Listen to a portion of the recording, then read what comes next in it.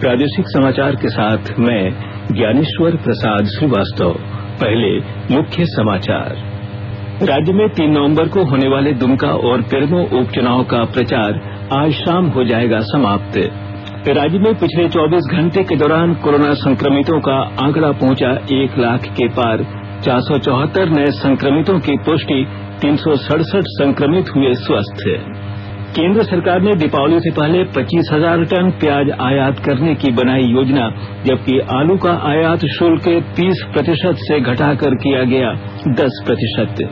और IPL cricket में आज किंग्स 11 पंजाब का मुकाबला चेन्नई सुपर किंग्स से, जबकि एक अन्य मैच में कोलकाता नाइट राइडर्स और राजस्थान रॉयल्स होंगे आमने सामने। और अब समाचार विस्तार से। कोविड-19 महामारी के खिलाफ देश एकजुट होकर लड़ रहा है। आप भी हमारे साथ सुरक्षा और बचाव के 3 आसान एहतियाती उपायों का संकल्प लें। मास्क पहने, 2 गज की दूरी है जरूरी, सुरक्षित दूरी बनाए रखें, हाथ और मुंह साफ रखें। राज्य में 3 नवंबर को होने वाले दुमका और बेरमो उपचुनाव का प्रचार आज शाम समाप्त हो जाएगा। इसके पूर्व एनडीए और यूपीए के नेताओं ने अपने अपने प्रत्याशियों के पूरे जोर शोर के साथ प्रचार प्रसार में जुटे हुए हैं। दुमका विधानसभा सीट के लिए जहां 12 प्रत्याशी चुनाव मैदान में है, वहीं बेरमो से 16 उम्मीदवार अपना भाग्य आजमा रहे हैं। उपचुनाव को लेकर प्रशासनिक तैयारी के साथ साथ राजनीतिक सरगर्मी भी तेज हो गई है। सत्तारूढ़ गठबंधन के नेता अपने अपने प्रत्याशियों की जीत सुनिश्चित करने के लिए ताबड़तोड़ प्रचार अभियान चला रहे हैं। झामुमो के वरिष्ठ नेता और मुख्यमंत्री हेमंत सोरेन ने कल दुमका में चुनावी सभाओं को संबोधित किया। श्री सोरेन के अलावा झामुमो प्रमुख शिबू सोरेन, राज्य के वित्त मंत्री रामेश्वर उरांव और ग्रामीण विकास मंत्री आलमगीर आलम सहित कई नेता महागठबंधन के उम्मीदवारों के पक्ष में प्रचार अभियान चला रहे हैं। इधर एनडीए के नेताओं ने भी दोनों सीटों पर कब्जा जमाने के लिए दिन रात एक कर रखा है। भाजपा की ओर से केंद्रीय मंत्री और पार्टी के वरिष्ठ नेता अर्जुन मुंडा, पार्टी विधायक दल के नेता बाबूलाल मरांडी और पूर्व मुख्यमंत्री रघुवर दास ने प्रचार अभियान की कमान संभाल रखी है। इसके अलावा भाजपा के सहयोगी दल आजसू पार्टी के नेताओं ने भी भाजपा उम्मीदवारों के लिए जीत की राह तैयार करने में जुटे हुए हैं। उधर बिहार में विधानसभा चुनाव के दूसरे चरण के प्रचार का आज अंतिम दिन है। राज्य के 17 जिलों की 94 विधानसभा सीटों के लिए प्रचार अभियान आज शाम समाप्त हो जाएगा। इस चरण में उत्तरी बिहार के जिलों में निर्वाचन क्षेत्रों में वोट डाले जाएंगे। मतदान 3 नवंबर को होगा। इस चरण में 146 महिलाओं समेत कुल 1463 उम्मीदवारों के राजनीतिक भविष्य का फैसला होना है। एक किन्नर उम्मीदवार भी चुनाव मैदान में है। आज प्रधानमंत्री नरेंद्र मोदी चुनाव प्रचार के दौरान बिहार में 4 रैलियों को संबोधित करेंगे। इसमें छपरा, समस्तीपुर, मोतिहारी और बगहा विधानसभा क्षेत्र शामिल हैं। प्रचार के आखिरी चरण में विभिन्न पार्टियों के वरिष्ठ नेता और स्टार प्रचारक मतदाताओं को लुभाने के लिए जुटे हैं। राज्य में पिछले 24 घंटे के दौरान कोरोना संक्रमितों का आंकड़ा 1,12,87 तक पहुंच गया है। इनमें से कल 474 नए संक्रमितों की पुष्टि की गई है, वहीं 367 संक्रमित स्वस्थ हुए हैं। कल विशेष जांच अभियान के दौरान सबसे अधिक राजधानी रांची में 139 संक्रमित पाए गए हैं, वहीं बोकारो में 73, पूर्वी सिंहभूम में 61, धनबाद में 31, पलामू में 21, देवघर में 20, रामगढ़ में 18, गढ़वा में 15, हजारीबाग में 13, खूंटी, सिमडेगा और पश्चिमी सिंहभूम में 10-10 और गोड्डा तथा गुमला में 7-7 संक्रमित मिले हैं। केंद्र सरकार ने कहा है कि देश में कोविड-19 से ठीक होने की दर 91.34% हो गई है।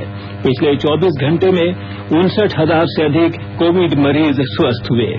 स्वास्थ्य मंत्रालय ने कहा है कि अब तक इस संक्रमण से 74,32,000 से अधिक संक्रमित ठीक हो चुके हैं। कुल संक्रमित लोगों में से केवल 7.16% ही चिकित्सा निगरानी में है। इस समय कुल 5,82,000 मरीजों का इलाज चल रहा है। पिछले 24 घंटे में 48,268 लोगों में संक्रमण की पुष्टि के बाद संक्रमित लोगों की संख्या 81,37,000 से अधिक हो गई है। स्वास्थ्य मंत्रालय ने कहा कि सरकार की टेस्ट, ट्रैक और ट्रीट रणनीति के प्रभावी कार्यान्वयन तथा इलाज की बेहतर व्यवस्था के कारण स्वस्थ होने की दर बढ़ी है और मृत्यु दर में कमी आई है। इस समय देश में मृत्यु दर 1.49% है, जो विश्व के अधिकांश देशों की तुलना में काफी कम है। आयुष मंत्रालय ने कहा है कि मौजूदा त्योहारी मौसम को देखते हुए सार्वजनिक स्वास्थ्य के समक्ष चुनौतियां बढ़ी हैं। आम लोग त्योहार मनाने के मद्देनजर सावधानी छोड़ देते हैं, जिससे महामारी फैलने का खतरा बढ़ जाता है। पिछले 5 दिनों के दौरान आयुष के हितधारक लगभग 1,10,00,000 लोगों को कोविड के उचित संदेश दिए। कोविड-19 संक्रमण के खिलाफ जन आंदोलन में शामिल होने वाले हजारों आयुष पेशेवरों के साथ यह आंदोलन चिकित्सा की पारंपरिक प्रणाली काफी मजबूत हुआ है। प्रधानमंत्री नरेंद्र मोदी ने सिविल सेवा के परिवीक्षाधीन अधिकारियों का आह्वान किया है कि वे अपने आप को जनता से जोड़े और उनके प्रति उत्तरदायी बने। श्री मोदी ने कल आरंभ 2020 के अंतर्गत स्टैच्यू ऑफ यूनिटी स्थल से वीडियो कॉन्फ्रेंसिंग के जरिए युवा प्रोबेशनरों को संबोधित करते हुए कहा कि सरकार जनता के प्रति उत्तरदायी है और नौजवान अधिकारियों को भी आम जनता से जुड़ना चाहिए। प्रधानमंत्री ने कहा कि वर्तमान में सभी नौकरशाहों को यह सुनिश्चित करना चाहिए कि प्रशासन में सरकारी हस्तक्षेप न्यूनतम और शासन अधिकतम होना चाहिए। उन्होंने सिविल सेवा अधिकारियों को यह सुनिश्चित करने को भी कहा कि जनता के जीवन में कम से कम दखल अंदाजी हो। इससे पहले प्रधानमंत्री नरेंद्र मोदी ने पिछले साल के पुलवामा हमले पर विपक्षी दलों के रवैये की कड़ी निंदा की। आकाशवाणी के ताजा तरीन समाचारों के लिए आप हमारी वेबसाइट newsonair.com पर लॉग ऑन कर सकते हैं। ताजा समाचार Twitter handle @AIR News Alerts और Facebook page all India radio news पर भी उपलब्ध है। आप प्रादेशिक समाचार एकांश को ट्विटर हैंडल @AIR News_Ranchi और Facebook page AIR News Ranchi के अलावा YouTube channel regional news unit Ranchi पर भी हमारे बुलेटिन सुन सकते हैं। प्रादेशिक समाचार आप आकाशवाणी रांची से सुन रहे हैं और अब पेश है कोरोना से बचाव के कुछ संदेश। कोविड-19 से बचाव और सुरक्षित रहने के 3 उपाय। मास्क लगाएं, 2 गज दूरी है जरूरी, सुरक्षित दूरी रखें, हाथ और मुंह साफ रखें।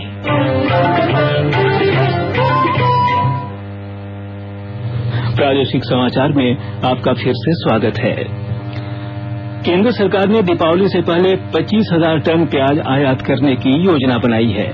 यह नेफेड द्वारा निजी आयातकों से लिए गए 7,000 टन प्याज के अलावा होगा। उधर केंद्रीय उपभोक्ता कार्य, खाद्य और सार्वजनिक वितरण मंत्री पीयूष गोयल ने कहा है कि सरकार आलू के बढ़ते मूल्य पर अंकुश के लिए कई कदम उठा रही है। उन्होंने बताया कि आलू पर आयात शुल्क के 30% से घटाकर 10% कर दिया गया है। अब अगले वर्ष 31 जनवरी तक 10% आयात शुल्क के साथ 10 लाख मीट्रिक टन आलू का आयात किया जाएगा। बाबा साहेब भीमराव अंबेडकर आवास योजना के तहत रामगढ़ जिले के गरीब और जरूरतमंद लोगों के बीच प्रधानमंत्री आवास योजना का कार्य तीव्र गति से किया जा रहा है।